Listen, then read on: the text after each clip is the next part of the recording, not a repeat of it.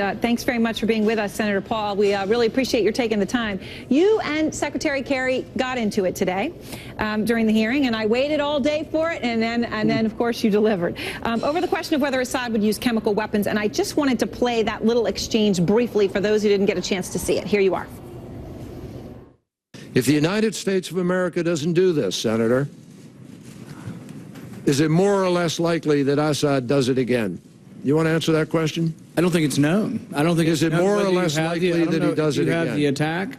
I think it's unknown whether it's more or less likely whether you have the attack. Senator, it's not unknown. If the United States of America doesn't hold him accountable on this with our allies and friends, it's a guarantee Assad will do it again.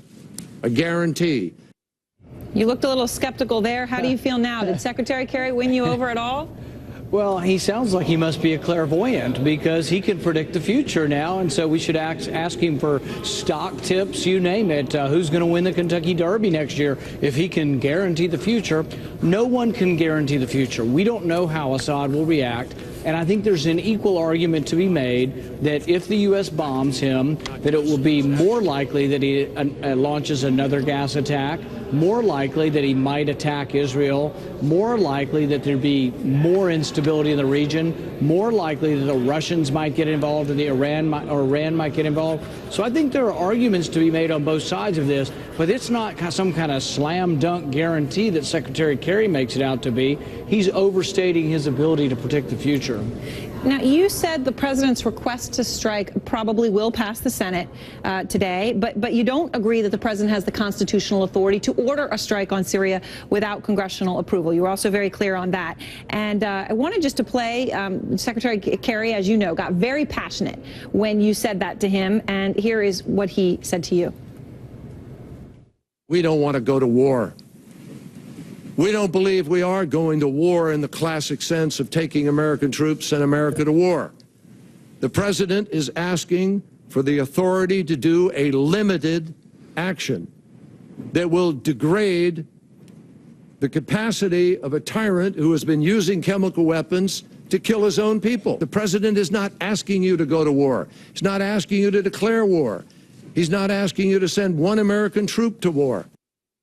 But obviously he did leave boots on the ground as an option on the table. Well, and here's the thing is, soldiers, you know, are sailors, they're Air Force pilots, they're technicians, CIA, there's all kinds of people who will be involved in this effort. To say this is not war, it's just plain not accurate.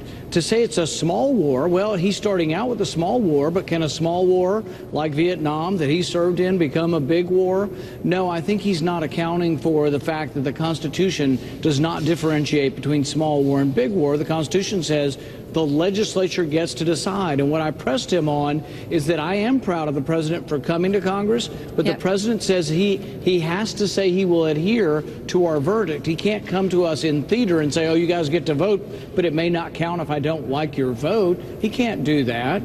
Now, Senator, before we go, I have to ask you one more thing, though, because obviously high-ranking Republicans, as you know, have come around and said they're going to support the president on that list. You've got John McCain, who wanted the president to go further. You have John Boehner. You have Eric Cantor.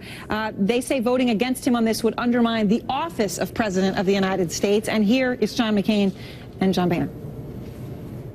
A vote against that resolution by Congress, I think, would be catastrophic because it would undermine the credibility of the United States of America and the president. This is something that the United States as a country needs to do. I'm going to support the president's call for action. I believe that my colleagues should support this call for action. Do you have any concern that your vote, which I know is a firm no, would hurt the office of presidency of the United States? You know, I take my responsibility very seriously, and I'm not too concerned about the president's public relations. I am concerned, though, about young men and young women who serve in our military, and I vote as if it's my son or your son going to war. I can't send them to war to fight for stalemate. I can't send them to war with no clear military objective. And I can't send anybody to war when our goal is not victory. Our goal is stalemate. They've already said they don't even want to topple Assad. They just want a negotiated settlement after they blast him with a few bombs. I can't see anyone's son or daughter fighting for that.